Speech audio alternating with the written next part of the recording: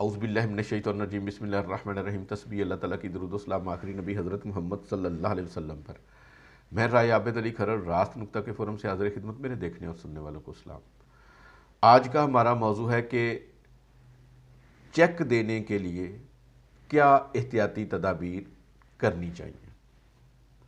Check کبھی نہ کبھی تو ہمیں دینا پڑتا ہے، کبھی رشتہ دار کو، کبھی دوستوں کو، کبھی کاروبار کے سلسلے میں دینا پڑتا ہے، کبھی کاروبار کے حوالے سے گارنٹی کا چیک دینا پڑتا ہے، کبھی قرض لینے کے لیے چیک دینا پڑتا ہے، اور بعض لوگ تو سود کے لیے جب رقم لیتے ہیں تو پھر بھی چیک دیتے ہیں۔ مطلب یہ ہے کہ ہماری زندگی میں کبھی نہ کبھی کوئی ایسا مقام آتا ہے کہ ہمیں چیک کسی کو دینا پڑتا ہے، اور جب کسی کو چیک دینے کی ضرورت پیش آئے تو ہمیں کیا ایسی تدابیر اختیار کرنی چاہیے، احتیاطیں کرنی چاہیے تاکہ ہمیں نقصان نہ ہو، یا اگر نقصان ہو تو کم سے کم نقصان ہو۔ اگر کوئی شخص کسی کو چیک دینے لگا ہے تو جو میں احتیاطی تدابیر بتا رہا ہوں، کم سے کم ان احتیاطی تدابیر کو اختیار کرے تو وہ نقصان سے بچ سکتا ہے۔ نمبر 1، چیک کسی کو نہ دے۔ یہ تو بذات خود ہی ایک احتیاطی تدابیر ہے۔ کوشش کریں کہ کسی کو بھی چیک نہ دیں۔ جو لوگ چیک کو ریوڑیوں کی طرح بانٹ رہے ہوتے ہیں ان کو بھی میں یہ مشورہ دیتا ہوں کہ چیک کسی کو اپنی زندگی میں مت دے، ورنہ اس کو پچھتانا پڑے گا۔ جب چیک نہیں دیا تو پھر کوئی مسئلہ ہی نہیں، لیکن ہمارا موضوع آج کا ہے کہ چیک دیا۔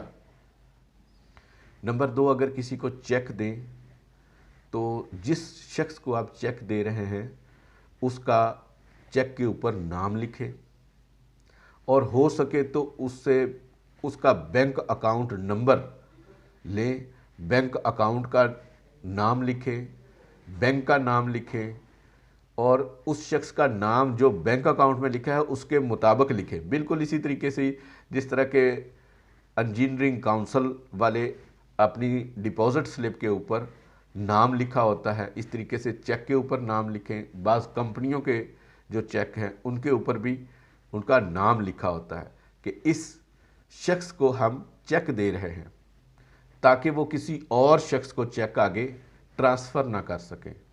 اور میرا تو یہ مشورہ ہے کہ اگر کسی شخص کو چیک دے رہے ہیں تو اس کے بینک اکاؤنٹ کے مطابق اس کو لکھیں، اور چیک کے اوپر یہ لکھیں کہ یہ کس شہر میں پیش کیا جائے گا، کون سی برانچ میں پیش کیا جائے گا، ورنہ مشکل ہو سکتی ہے۔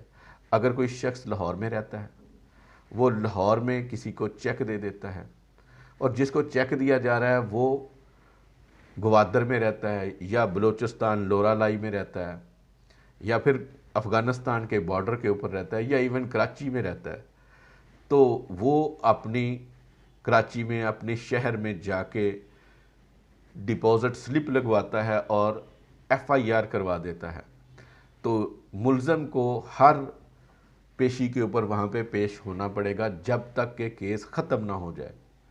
تو فرض کیا 5 لاکھ کا کوئی چیک ہے، تو اس کو اگر گوادر یا کراچی کے چکر لگانے پڑ جائیں تو وہ تو 5 لاکھ سے کئی گنا زیادہ رقم خرچ کر بیٹھے گا۔ تو اس لیے اس قباحت سے بچنے کے لیے، اس مشکل سے بچنے کے لیے یہ ضرور لکھیں کہ یہ چیک کہاں پیش ہوگا۔ نمبر 3، چیک کو کراس کریں۔ جب کسی شخص کو آپ چیک دے رہے ہیں، اس کا نام لکھا ہوگا، اس کا بینک اکاؤنٹ لکھا ہوگا اور چیک کو کراس کیا ہوگا، تو پھر وہ چیک اپنے اکاؤنٹ میں ہی ڈالے گا، اس کو کسی دوسرے کو ٹرانسفر کرنے کی گنجائش ختم ہو جاتی ہے۔ نمبر 4، چیک کو کسی اچھے پین سے لکھیں، اچھی سیاہی سے لکھیں، اور پورے چیک پر ایک ہی سیاہی، ایک ہی پین استعمال کریں تاکہ کوئی اس میں اضافہ کرے تو سیاہی سے پہچانا جا سکے۔ نمبر 5، بلینک چیک ہرگز کسی کو مت دیں۔ अगर आप किसी को ब्लैंक चेक देते हैं तो बाद में आपको शदीद किस्म का पछताना पड़ेगा, बहुत ज़्यादा नुकसान होगा। ये जो अक्सर लोग जो गैर कानूनी काम करने वाले हैं, सूदखोर, उनको ब्लैंक चेक देते हैं और पूरी ज़िंदगी तक वो पछताते रहते हैं, और बिल आखिर जब उनके ख़िलाफ़ कार्रवाई होती है तो अगर किसी ने 1 लाख लिया हुआ है तो 50 लाख, 40 लाख इस तरह के उनके ख़िलाफ़ चेक के FIR होती हैं। नंबर 6, रकम ज़रूर लिखें। अगर किसी को मुनाफा देना हो, फ़र्ज़ किया किसी से 1 लाख रुपया लिया है तो आपने कारोबार में लगाया है और उसको मुनाफा आना है साल का 10,000, तो ये ज़रूर लिखें 1,10,000। और अगर ज़्यादा से ज़्यादा लिखना है तो ये ज़रूर लिखें कि 1,15,000 से ज़्यादा रकम नहीं है। ये लालच जो होता है ना कि हम तो 1,10,000 दे देंगे, 5,000 की बचत हो जाएगी, इस तरीके से उस शख्स को ज़्यादा नुकसान हो सकता है। इसलिए रकम का तयन करें और साथ लिखें कि 1,15,000 ज़्यादा से ज़्यादा रकम है, इससे ज़्यादा का ये चेक नहीं है। नंबर 7, चेक की वजह ज़रूर लिखें, यानी चेक किस वजह से दिया जा रहा है। कारोबार के लिए दिया जा रहा है, सरमायाकारी के लिए दिया जा रहा है, ज़मानत के लिए दिया जा रहा है, सिक्योरिटी के लिए, श्योरिटी के लिए, गारंटी के लिए, या अगर कोई शर्त है तो उस शर्त को वाज़े तौर पर लिखना चाहिए। इस चीज़ का फ़ायदा आपको हो सकता है जब आप चेक दे रहे हो तो ना नज़र आए, लेकिन जब ज़रूरत पड़ेगी तो इसका आपको ज़रूर फ़ायदा होगा।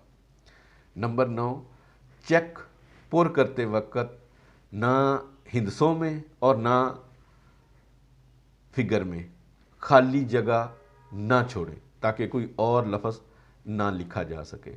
और इसका मतलब ये नहीं है कि साथ साथ जोड़ के लिखना है ताकि कन्फ्यूजन हो। साफ़ सुथरे तरीके से लिखें ताकि ना कोई इजाफा कर सके और ना उससे कोई फ़ायदा उठा सके। नंबर 10, चेक पर गलत दस्तखत कभी ना करें। बाज़ लोग होते हैं वो कहते हैं कि मैंने चेक दे दिया लेकिन मैंने दस्तखत ही गलत किए हैं।